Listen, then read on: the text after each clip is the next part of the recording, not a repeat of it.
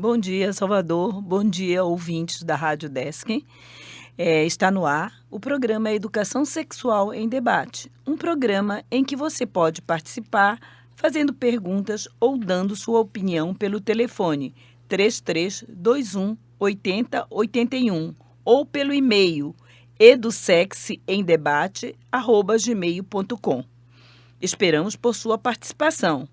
O programa Educação Sexual em Debate é um projeto do Centro de Educação à Distância, o SEAD, em parceria com o Centro de Ciências Humanas da Educação, a FAED, ambos centros da Universidade do Estado de Santa Catarina, UDESC, e pertence ao programa de extensão Formação de Educadores e Educação Sexual, Interfaces com as Tecnologias, etapa 8. Eu sou a professora Gabriela de Carvalho, sou membro da equipe de docentes que idealizou este projeto. A convidada de hoje é a professora doutora em Educação da UDESC, professora Jimena Furlani, que possui formação na linha de pesquisa Educação, Relações de Gênero e Sexualidade.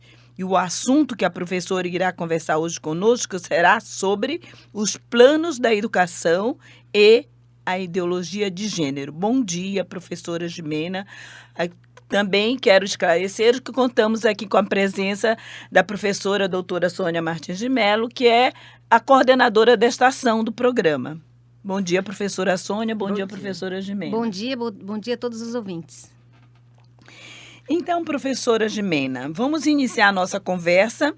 A primeira pergunta é que você diga o que é ideologia de gênero. Então, no campo da educação, essa expressão ideologia de gênero, ela pegou todo mundo de surpresa no final do ano passado, quando no Congresso Nacional se chegou às discussões sobre o Plano Nacional de Educação. Na verdade, a votação do Plano Nacional de Educação.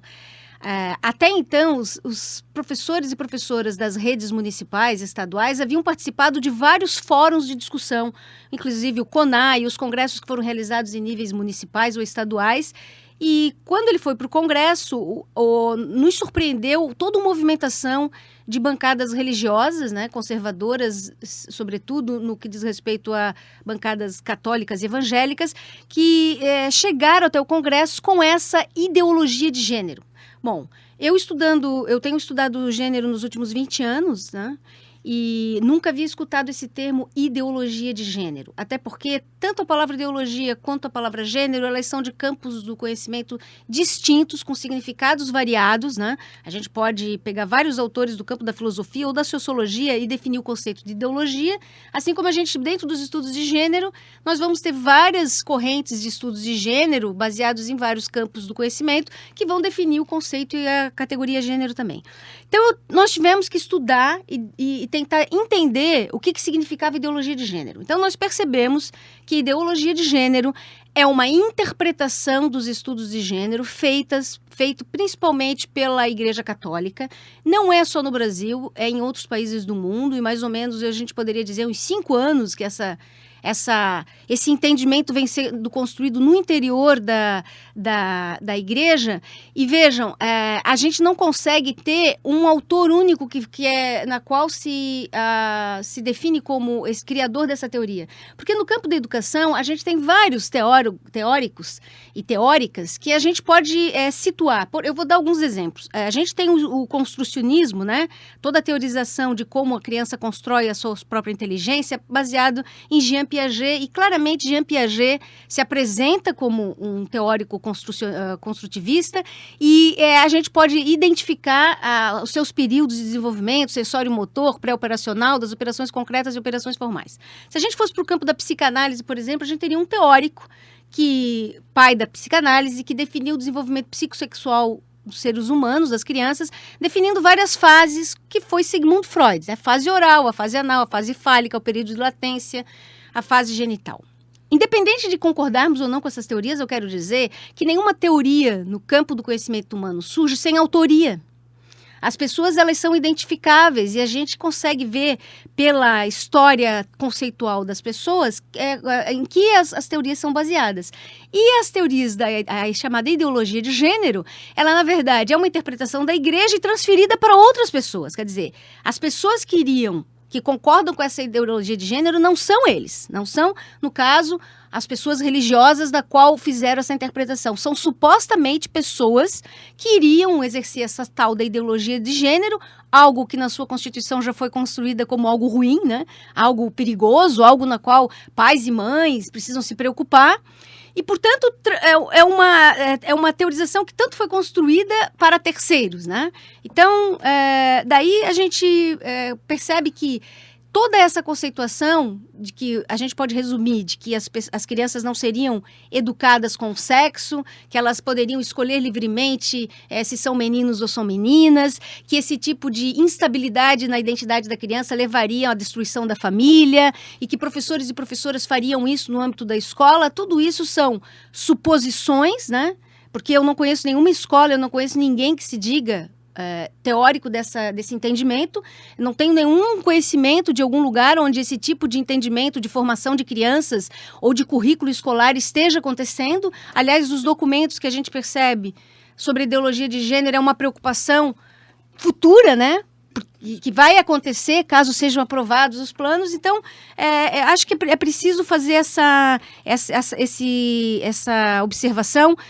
E uma das coisas que mais me surpreende como educadoras é como as pessoas facilmente acreditaram ou acreditam de que esse tipo de educação ele pode se dar no âmbito das pedagogias e da educação de crianças e jovens, né?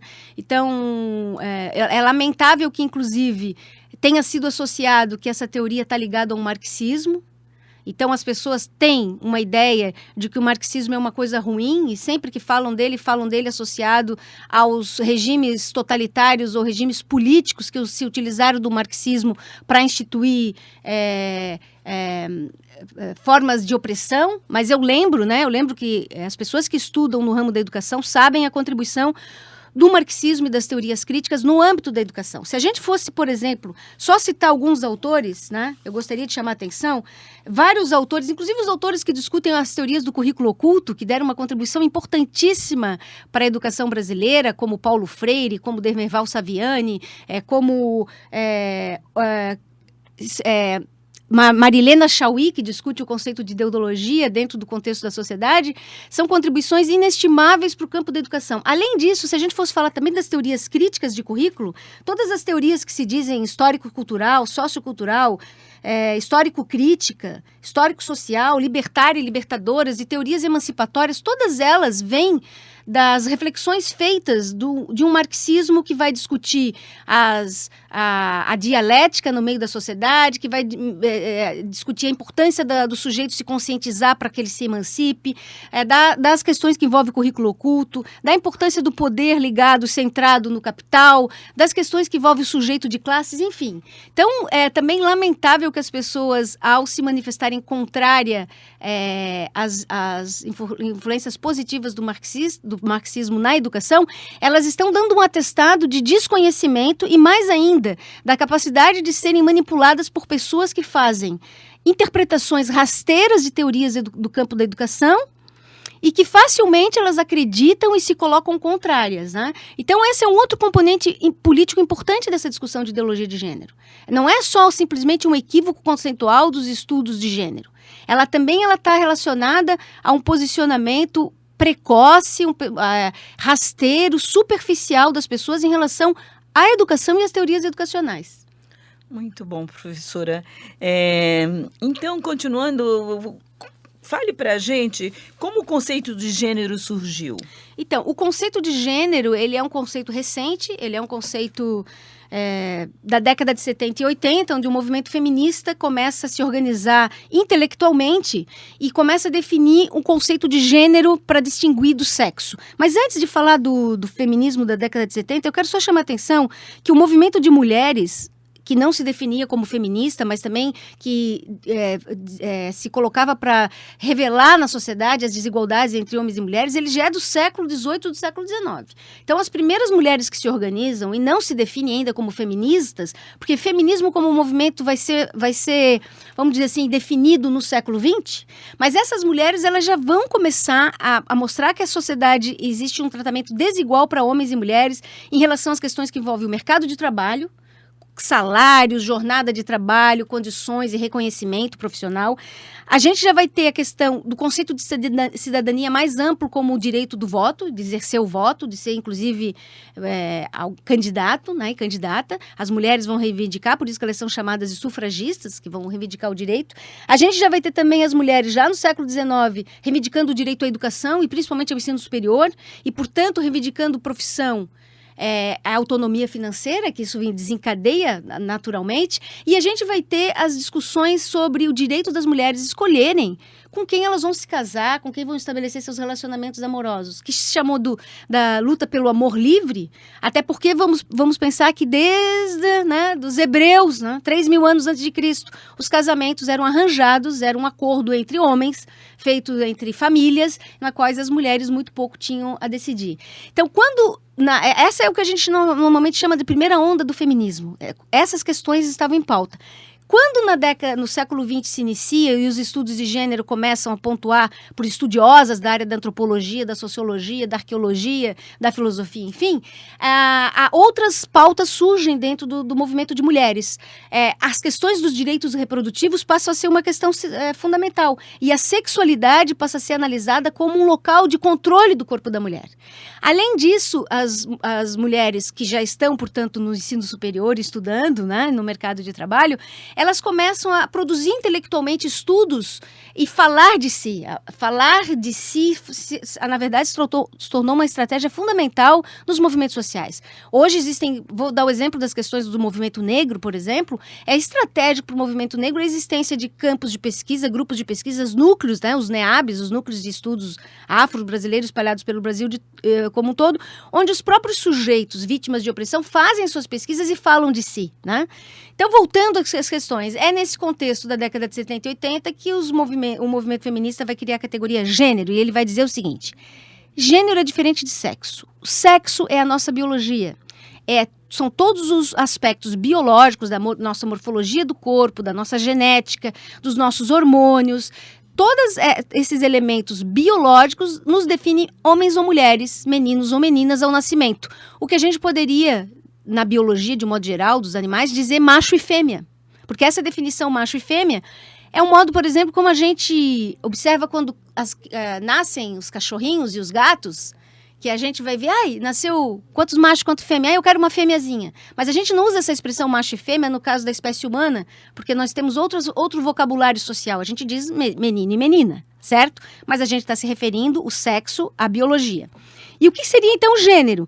O gênero seria todos aqueles significados que a sociedade, ao longo do tempo, criou para homens, mulheres e meninos e meninas em função dessa suposta biologia. Então, vamos a alguns exemplos, que é o que os estudos de gênero vão discordar, do determinismo biológico, o que seja. O determinismo biológico que os estudos de gênero vão contestar é o nosso destino como mulher ou como menina sendo definida pela nossa biologia.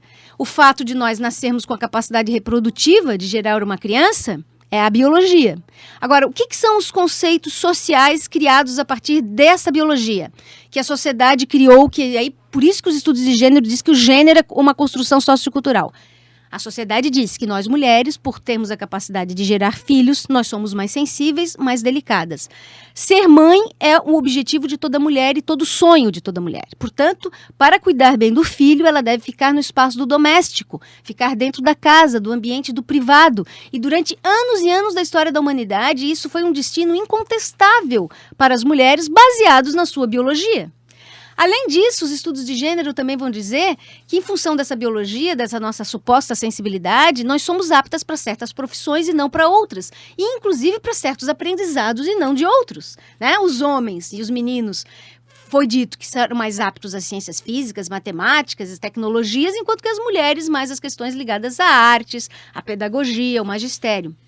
Então, vejam, são essas construções culturais e sociais que têm a ver com significado e, portanto, prestígio e valor na sociedade e oportunidades que os estudos de gênero vão contestar. Os estudos de gênero não vão contestar que uma criança nasce menino e menina e que ela tem essa identidade. Os estudos de gênero não vão contestar como pais e mães educam seus filhos, meninos ou meninas.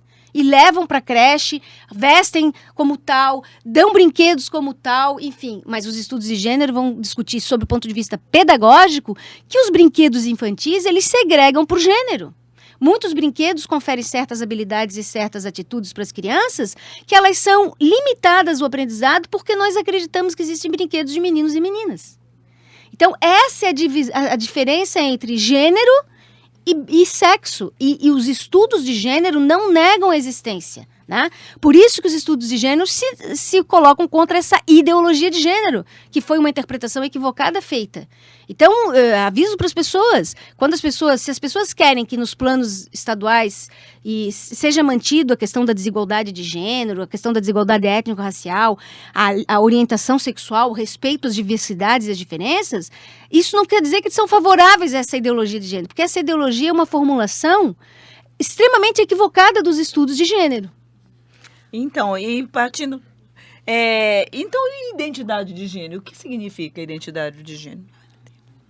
Só dando uma partezinho, tem 2 perguntas já bombando ali. Depois que ela falar, você discorrer sobre identidade de gênero, vem umas perguntas, porque essa é uma complementação do que você falou anteriormente. Você poderia falar o que é identidade de gênero? Então, vejam mais uma incoerência teórica que eu vou reportar de novo a essa formulação da teoria da ideologia de gênero. As pessoas dizem que a ideologia de gênero surgiu com Marx, certo? Bom, Marx, que viveu até 1881, se não me engano, foi o ano que ele morreu, ele considerava que os sujeitos eram sujeitos de classe e que todos os mecanismos de opressão, eles se davam através do sistema capitalista que oprimia os trabalhadores, enfim.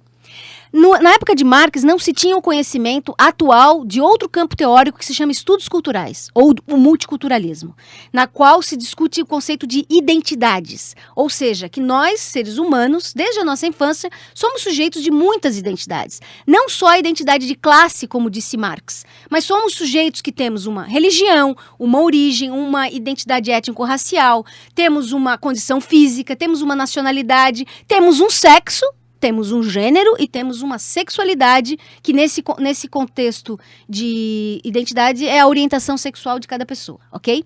Bom, então o conceito de identidade de gênero na qual se tem contestado já nem é do campo do marxismo, é do campo dos estudos culturais, ok? Então, a identidade de gênero é um aspecto da identidade do sujeito que tem sido reivindicada por que sujeitos? Embora todos nós tenhamos uma identidade de gênero, todos nós temos um sexo e um gênero, mas nós que somos homens femininos, homens masculinos, digo, e mulheres femininas, nós estamos dentro do gênero esperado para nosso desenvolvimento social. Ninguém vai contestar um homem que é masculino e uma mulher que é feminina, certo? Esse é o esperado. No entanto, existem sujeitos que são os sujeitos da sexualidade, principalmente os sujeitos da comunidade LGBT, como travestis, transexuais e transgêneros, que eles têm um corpo biológico, um sexo, mas eles apresentam um gênero que não é o esperado para eles. Por exemplo, uma travesti. Uma travesti é um sujeito que nasceu um homem, mas que se identifica com o feminino e traz, portanto, para o seu corpo biológico o gênero. E são esses sujeitos, portanto, que reivindicam o respeito à sua identidade de gênero. São eles que reivindicam o respeito na escola, com o uso do nome social, que reivindicam o respeito nos hospitais, nas clínicas médicas, quando eles forem tratados, que reivindicam o respeito ao uso de banheiros, que é uma discussão que a sociedade tem que fazer, porque essa é uma discussão contemporânea. Né, os estudos, e portanto são esses os sujeitos na qual a identidade de gênero passa a ser algo existencial, a ser respeitada e a ser considerada. Então aquelas pessoas que quando dizem que não aceitam a identidade de gênero, elas estão automaticamente se colocando contrárias aos direitos das populações LGBT. Isso que as pessoas precisam ficar, inclusive, atentas, porque essa discussão toda tem gerado como se a gente estivesse falando só da educação de crianças, mas na verdade é uma expressão do preconceito e da discriminação dessas pessoas que criaram essa teoria, chamada ideologia de gênero, e que também se colocam contra a que a escola reconheça e respeite o direito das pessoas de terem e expressarem a sua identidade de gênero. É muito bom. Professora Gimena, surgiram 2 perguntas aqui dos nossos ouvintes e eu gostaria de repassá-las. Uma se chama Beatriz, ela pergunta como as escolas vão respeitar a opinião da família. E a outra é como é pensada a formação de educadores com relação ao tema. São coisas. Tá. Primeiro que é o seguinte, o que a escola ela tem um documento importantíssimo que precisa ser sempre elaborado com a família ou com a comunidade escolar, que se chama Projeto Pedagógico da Escola. Né? Nessa elaboração do projeto pedagógico e nas reuniões sistemáticas que as escolas fazem com pais, com mães, sempre se discute, ou pelo menos se espera que a família tenha a preocupação em saber quais são as teorias educacionais, o que está previsto no projeto pedagógico da escola, quais são as estratégias de formação de professores e professores. Sempre, no modelo que a gente quer de uma escola cidadã, a participação da família ela é prevista desde a LDB, que é a Lei 9394 de 1996. Né? Que basicamente reforçou essa ideia do entendimento de comunidade escolar. Portanto, as famílias elas precisam discutir, elas precisam entender às vezes o que se faz na escola, porque muitas vezes o que a família se coloca contra é algo que ela nem sabe como é feito. A gente poderia estar falando aqui da educação sexual, não é o caso, mas falando de quais são as atividades planejadas, pensadas, por exemplo, na educação infantil, para lidar com a sexualidade que a criança explicita na sala de aula. Não é? A criança, desde bebê, ela já tem atitudes no relacionamento com os amiguinhos, na interação com a professora, ela já tem muitas vezes formas de como ela toca no seu próprio corpo, porque ela explicita a sua sexualidade. Então, a escola tem se empenhado em estudar a sexualidade infantil e discutir atividades e estratégias didático-pedagógicas para trabalhar com essa sexualidade. A escola sabe, a família sabe disso? A família pergunta para saber como é que é? Normalmente as pessoas têm que se colocar contrárias, como se todas as atividades pedagógicas desenvolvidas na escola fossem maléficas e que não quisessem o bem da criança. Então, eu acho que até essa discussão que está acontecendo agora, acho que está sendo até positiva nesse sentido, para as famílias começarem a participar mais da escola, do projeto pedagógico da escola, dos cursos de formação e se interagir do que tem sido pensado sob o ponto de vista da pedagogia e da didática para suas crianças, seus filhos. E estou falando aqui de educação infantil, mas serve para o ensino fundamental, serve para o ensino médio, serve para todos os níveis de escolarização. É muito lamentável a gente perceber que pais e mães acham que professores e professoras são pessoas inconsequentes, que não pensam suas práticas e que vão facilmente fazer e implementar qualquer tipo de teoria absurda, como foi essa teoria da ideologia de gênero. Então, a Aline, quando ela pergunta como é pensada a formação de educadores com relação a esse tema, você trabalha diretamente com educadores, né, professora Então, Jimena? eu posso falar da experiência que eu tenho aqui, mas ela não é muito diferente de professores que têm cursos de formação. Por exemplo, no município de Florianópolis, para a gente poder fazer um curso de extensão, por exemplo, de formação de professores, a gente primeiro tem que apresentar, além do projeto ser aprovado na nossa universidade, ele tem que ser aprovado pela coordenação de formação continuada da prefeitura. O projeto tem que ser encaminhado para lá. E além disso, quando a gente faz o contato com as escolas, são as escolas que definem os temas, os assuntos que elas querem trabalhar. Né? E eu tenho trabalhado nos últimos 3 anos com a rede municipal de ensino e estadual também. Todas as escolas solicitam que se discuta a questão da sexualidade da criança, dos estudos de gênero, da educação igualitária para meninos e meninas. Todas sem exceção. Não é uma coisa que eu coloco. Elas recebem uma série de temas e ainda acrescentam outros mais que solicitam. Portanto, a expressão das identidades das crianças, e não só a sexualidade, mas a expressão da identidade étnico-racial, das questões das violências em relação ao racismo, das questões do preconceito religioso, todas essas questões estão latentes na escola. Todas essas questões fazem parte dos cursos de formação e da iniciativa da própria escola de solicitar essas temáticas para sua formação. Então, essa é uma coisa permanente, né? Porque se há uma profissão que a gente não deixa nunca de estudar, é o magistério. E uma coisa importante seria se todos os cursos de graduação tivessem no seu currículo disciplinas relacionadas a essas temáticas que nós estamos discutindo, né, professora Jimena? Sem dúvida. E sobre esse ponto de vista, a UDESC e nós temos, tem uma história desde a década de 90. A professora Sônia Mello está aqui presente. É uma pioneira nesses estudos, né, professora Sônia? E isso é um grande ganho para nós, profissionais da área da UDESC. Eu só queria reforçar, porque o tempo está passando, o importante é que a Jimena fale, agradecer aos ouvintes que têm contribuído, né? Que o tema é desafiador mesmo, e ressaltar a importância da Jimena ter destacado que família, escola, os profissionais da escola têm que conversar. A família procura saber o que tem que levar, se é caderno, uniforme e tal, mas tem que conversar o que está sendo tratado, para entender que realmente a escola é feita de profissionais sérios e que não pode agora essa banalização de achar que por colocar o que foi tentativa, foi tirado dos planos, foi a palavra identidade de gênero. A Jimena bem explicou essa carona enviesada, rasteira, e para mim não tão equivocada, porque para mim é intencional, desse uso da palavra ideologia de gênero, né?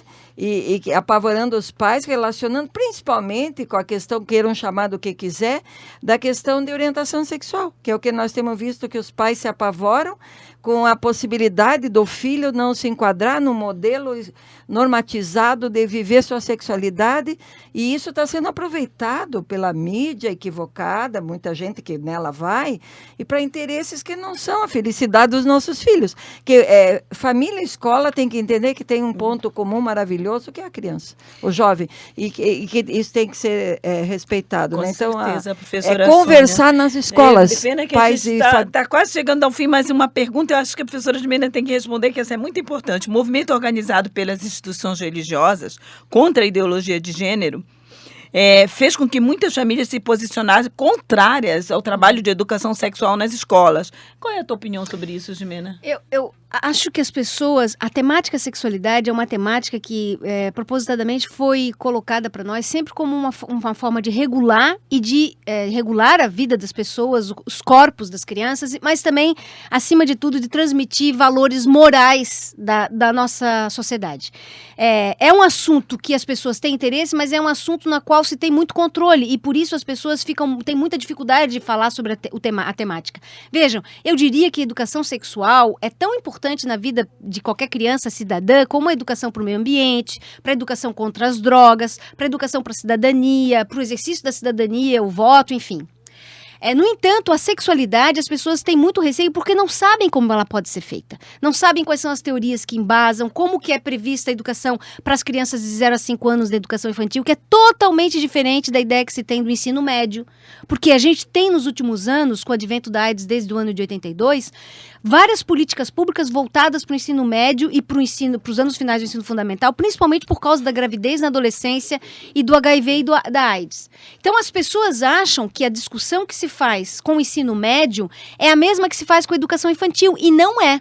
Né? Nós nunca vamos falar com a educação infantil sobre práticas sexuais, sobre ato sexual. E eu lamento que muitas vezes experiências que a gente poderia dizer que num primeiro momento que foram feitas de educação sexual ao longo do Brasil, que a gente pode avaliar que talvez sejam equivocadas ou não bem-sucedidas, ou que num primeiro momento apavorem os pais, elas tenham sido colocadas de forma generalizada, como se toda a educação sexual que acontece no Brasil fosse esses pequenos relatos que as pessoas têm feito, né? Deixando todo muito, muito preocupado. Mas eu vou voltar ao meu programa de extensão, porque quando o nosso programa de extensão faz a formação com os professores, nas creches, nos NEIs, Núcleos de Educação Infantil, ou escolas estaduais, né, ou municipais, logo, muitas dessas escolas pedem para fazer uma reunião com pais e mães para explicar o que foi a formação. E eu já realizei várias dessas reuniões, e nenhuma, depois que os pais tomam conhecimento do que as crianças fazem da sexualidade na sala de aula, como que os professores e professoras discutiram aquilo e quais são as estratégias pedagógicas de como trabalhar com a criança, nenhum deles se opõe. Muito pelo contrário. Todos ficam muito felizes de que há um entendimento responsável de professoras com o objetivo de ajudar a criança, de orientá-la, de educar a criança na sua sexualidade e não reprimi-la, porque existe uma grande diferença. Porque para muitas pessoas, porque não sabem como lidar com essa temática, acham que é melhor proibir, que é o que estão fazendo com a escola. Não é? Ao fazerem isso, tirar dos planos, eles estão querendo dizer o seguinte, nós não entendemos nada disso, nós não sabemos como é que se trabalha, então a gente tem medo, então a gente quer que vocês não façam. Ao invés de vir perguntar pra gente, como é que se pode fazer isso? Como vocês têm feito? Quais são as teorias positivas do campo da pedagogia e da educação sexual que têm dado certo? Parem de ficar mostrando só situações que num primeiro momento podem ser escandalizadas. Existem milhares de educadores e educadoras desde a década de 80, com a preocupação com o HIV e com a gravidez na adolescência, fazendo trabalhos muito bons de educação sexual nesse Brasil inteiro. E só tem sido mostrado situações que, de certa forma, as pessoas ficam escandalizadas, porque tem só aquele impacto daquele momento, daquela atividade, não sabe nem o que aconteceu antes e nem como vai ser o depois. Recortes reducionistas, fragmentários e assustadores. Exatamente. Eu acho que a sua fala respondeu uma outra pergunta da Tereza. Até que ponto a escola vai e onde deve respeitar a opinião das famílias? Tem que estar juntas, né? Sim, tem que estar juntas. E outra coisa, tu tá fazendo essa pergunta porque tu tá partindo do pressuposto que essa ideologia de gênero é verdade. Ela não está presente nas escolas hoje em dia. Isso é um absurdo tão grande, de que as crianças não vão ser educadas. Eu falei recentemente numa entrevista semana passada. A criança de 1 aninho e meio, quando ela já começa a falar, ela já diz pra gente se ela se sente menino ou menina. Uma criança é capaz de recusar roupa que a mãe quer colocar nela, ou um tênis que vai comprar na loja, porque ela olha pro tênis e ela identifica atributos masculinos e femininos, um detalhe, uma cor, um desenho, uma florzinha, e a criança mesmo, ela já diz, não existe essa coisa de que nós, na escola, não vamos mais vamos educar a criança como sexo neutro. Então, existem muitas coisas que as pessoas precisam ter calma, bom senso, perguntar, respirar e ver que ninguém está na escola de uma forma sem teorizações ou teorias embasadas numa questão da pedagogia, dentro de um contexto de uma educação voltada à comunidade escolar, e a família precisa conhecer mais do que simplesmente acreditar em qualquer coisa que as pessoas contem para elas e já sair contra, dizendo que não e se colocando contrárias aos professores e professoras. Muito bom, professora Gimena. Nós estamos chegando ao fim do nosso programa. Queria dar uma palavrinha, professora Sânia. Gimena disse, se é para conversar com alguém sobre alguma insegurança tua, fale com os professores e não acredite em qualquer arauto de tragédias. Porque né? essa teoria da ideologia de gênero, ela já foi construída no interior das igrejas de forma negativa.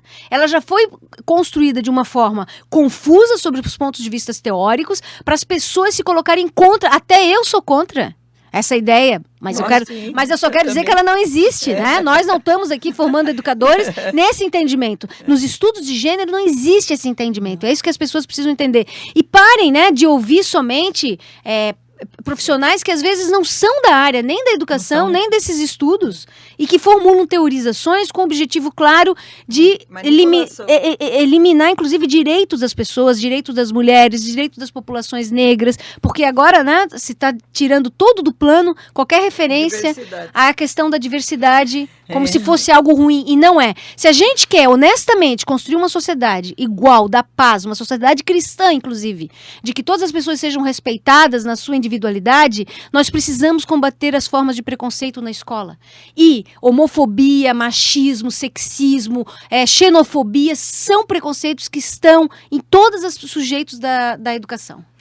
Muito bom, professora Gimena. Acho que teríamos que ter mais uns 2 programas aí. Ela fica já convidada, fica no ar, né? o convite. Fica o convite. Nós estamos chegando ao fim. E agora nós vamos a um quadro do programa, que são as dicas da semana. Você poderia aproveitar esse espaço para indicar alguma leitura, uma peça de teatro, um filme que oportunize aos nossos ouvintes a buscar um pouco mais conhecimento sobre essa tão polêmica questão sobre, entre aspas, ideologia de gênero. Eu gostaria de sugerir 2 materiais que são de minha autoria, mas eu considero, porque todo o material que eu produzo sempre voltado para o entendimento dos profissionais da educação, pais e mães, adultos de um modo geral, então eu considero que eles são, de certa forma, bons para pensar a temática.